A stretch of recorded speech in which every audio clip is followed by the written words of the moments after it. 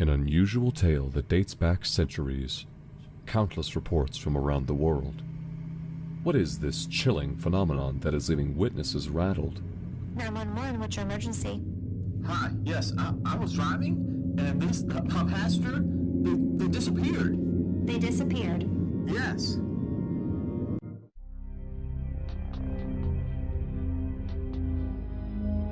Good evening. Tonight, we will be exploring a bewildering phenomenon that dates back to biblical times. In recent history, it is a story that has gained momentum and has many wonderings what exactly this is. A myth?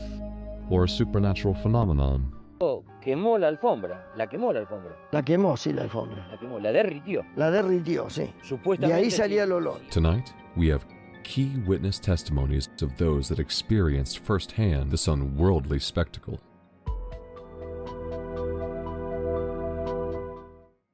A chance encounter with a phantom passenger has spanned the history of travel from the charioteers of biblical antiquity, when Apostle Philip encountered an Ethiopian eunuch on the road that goes down from Jerusalem to Gaza, or by horse and carriage on some darksome roadway, to the old world stage drivers confronted by apparitions along their nightly routes, their horses rearing and bolting with terror.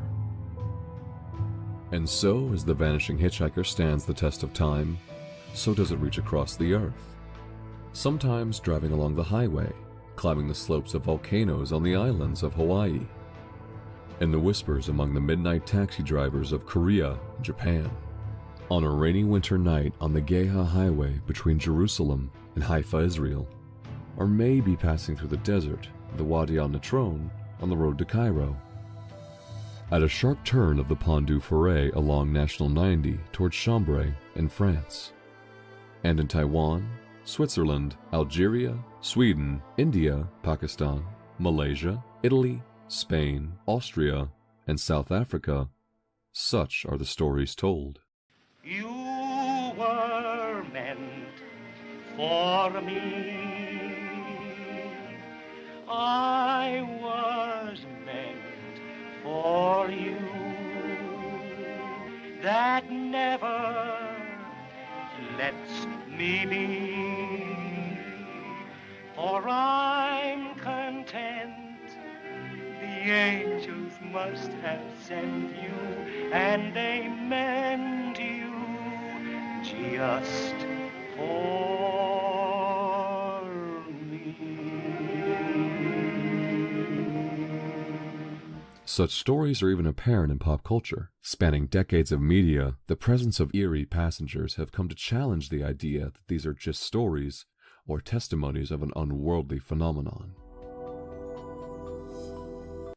Today, we have secured an exclusive interview. For the first time, he is prepared to come out of the shadows and tell his story firsthand. So it all started with work. It had been a long, hard day, and I could not wait to get off from work and meet up with a couple buddies at a local bar. So what happened next? Well, after we got a few drinks in us, we all felt a little better, you know? Mm-hmm. Alright, so now it's like 1 in the morning, we have work tomorrow, we're good enough to drive, so we head to the parking lot, and then we get in our cars, and that's when it starts to get crazy. Crazy? How so? Yeah, crazy, I'll tell you how. So I'm driving home, and I see this girl on the side of the road. So I pull over, yeah, I know what it sounds like, I'm just a nice guy, and I was seeing if she needed a ride home. And she flagged me down after all. So now you're stopped on the side of the road. What happened next? Did she get in? Yeah, so after I pulled over, I rolled down the window and asked if she needed a ride. She said, yeah, I'm going right down the road. And it's in the same direction I was going, so I said, hop in. And now she's in the car and we're driving down the road. About 5 minutes or so into the drive, I look over to ask her exactly where she wants to be dropped off, and boom, she's gone. Vanished. Gone? What do you mean gone?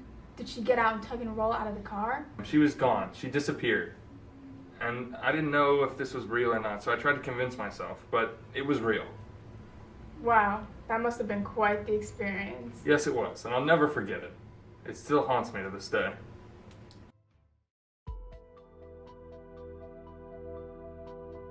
Our next interviewer does not want his identity revealed. We respect his right to privacy, as his account is truly chilling. Take two. Hello, thank you for coming forward even under such circumstances. Thank you for having me. Now, before we begin, why are you deciding now to come forward? Well, I think it's time that the people know what's out there. If it were up to me, I would want to know. Well said. Spoken like a true politician. Oh, nothing. So as I understand, this happened at night? Can you tell us exactly what happened? Well, late one night back in the summer, I was driving home and I decided to take a more scenic route through the countryside. It was nearing the sunset and I must have lost track of time because before I knew it, it was dark. As I was making my way home on the back roads, I noticed something in my headlights and I slowed down expecting it to be a deer, but when I got closer I saw that it was a young woman. And did you stop? Did she flag you down? Well, yes, this young girl was out all by herself. So I slowed down and rolled down my window and asked if she was okay, and she replied that her car had slid off the road a few miles back. She looked uninjured and said her phone was dead and she was trying to get to someone to call for help. Did you call for help? I knew that it could be a while before a tow truck could get there to pull her out, so instead I insisted that she rode with me into town or I could take her home. She got in and thanked me and told me her name was Sophia. I began driving and she told me we were only about 15 minutes away from her house. I asked her if she was sure she didn't want to go to the hospital and get checked out, but she insisted that she was okay and she just wanted to go home. So you started to take her home. At what point did this Sophia mysteriously vanish? We had been driving for about 5 to 10 minutes and she started to get upset. She was worried that her father might freak out that she got in an accident. I was trying to... Where is he? Oh my. Ma'am. Where is he? Oh, now, dear. What is this? Are you serious right now? Now, honey, I'm in an interview. What is wrong with your voice? Are you seriously trying to hide your identity? Now, honey, calm down. Don't honey calm down me. What are you doing? They wanted to hear my story about what happened to the hitchhiker. Hitchhiker? Are you serious right now? I know damn well that you aren't trying to pass your cheating ass story on to the press. That wasn't no damn hitchhiker. That was the bitch that you've been sneaking around with. Well, ma'am, we have people looking into the details of his story. And it turns out that a few years back, there was an incident on that road. That woman's name was Sophia, and she was in a fatal crash. Yes, that's what I was about to tell you. After she disappeared, I freaked out and went to where she told me to go. When I got there, a man answered the door. I must have been pale in the face because he just nodded his head and let me in. He explained that his daughter was in a crash on that road 3 years ago and has been trying to get home ever since. Really? Well then explain these text messages I found. Who's Carrie? Let's take a break. Apologies for the previous interruption. Let's take a look at our final guest tonight. We go now to the town of Shepherdstown. The Shepherdstown Chronicle published an article about a man and his story of an encounter with a hitchhiker who vanished. Can you state your name for the record? My name is James Anderson. James. That's right. You do realize the consequences of attaching your face to the story in a town like this? I do. I mean, it's my story. Somebody's got to tell it. I want to be the one to tell it. And you are aware of the town's attitude toward your story? Yeah, I think I am. The Shepherdstown Chronicle, a paper my grandfather used to work for, is giving this loony a platform, and I don't understand why they would allow him to spout his nonsense. So I haven't heard about that, but that's interesting. It makes me very worried because I'm a very kind person. I usually give hitchhikers a ride.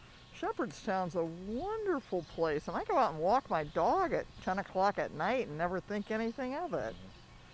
So that's scary to hear. No, I heard it. I heard that. And I think that one of my coworkers saying that they already found her, or they're missing her purse or something. So James, how does the story begin? It was a Friday night. I was just hanging out with my friends at the bar. So you're drinking that night? No, I don't drink. I was just at the bar. And then one of my friends asked me to give him a ride home, so I did. And then after I dropped him off, my sister called me and asked me to get her something from McDonald's. And then in the middle of the night, you know, on the way there, I see this girl in the middle of the road. She's wearing denim jeans, apple bottom, scarf around her neck.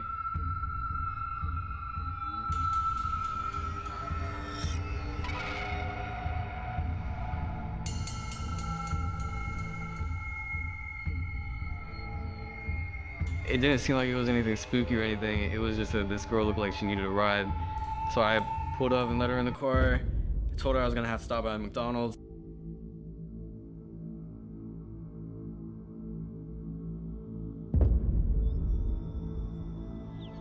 So when I got to McDonald's, I left her in the car and went to get the shit for my sister and such. And then when I got back in the car, she just disappeared. She was gone. So she had left your car by the time you returned? Something happened, but she wasn't there. That's how my mother divorced my dad, you know? My dad went into the deli. When he returned, poof, disappeared. My mom was gone. No, but that's not all though. She left her scarf in my car and a piece of paper with an address on it. So, you know, the next day I drove there, knocked on the door, this old lady answered. She said the scarf belonged to her sister who died 44 years ago. So why didn't the lady come to defend you since the Town Chronicle published your story? I think she moved, actually. Maybe. Well, I want you to know something. We ran a background check on you. Why the f would you do that? Okay. So, how was James in class then? He's a very imaginative man. He writes some good essays in class. If you ask me, I think it's a figment of his imagination. Well, Jim has had brief schizophrenic episodes when we were kids. To be honest with you, I don't know what to make of his ghost story. Now everyone in town is going to think that I have a crazy brother. It's just not fair to mom and dad. It's not fair to the whole family. I told him not to come out with a story like this. No one will believe him. The town won't believe him. Now he's just going to be a crazed outcast.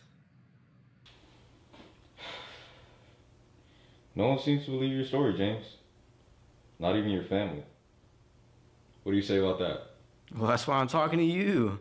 I feel like somebody that knows a thing or two about ghosts will get where I'm coming from.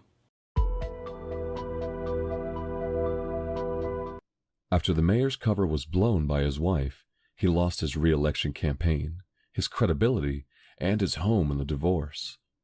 We reached out to his ex-wife for comment, but she couldn't be reached.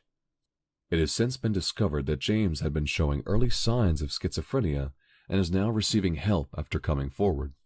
And for our third interviewee was arrested for a DUI charge and unpaid parking tickets. You've seen the evidence and heard the testimonies. We've done extensive research into each claim and the history of this phenomenon, but the question remains: are these supernatural encounters or simply ghost stories? That is up to you. Until next time, I'm Joseph Thompson.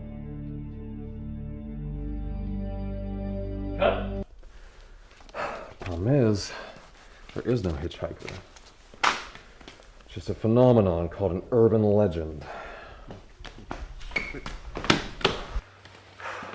Everybody's heard of an urban legend. A giant alligator in the sewers, Mothman, the head in the back seat, Bigfoot. They're all just stories. None of it's actually real.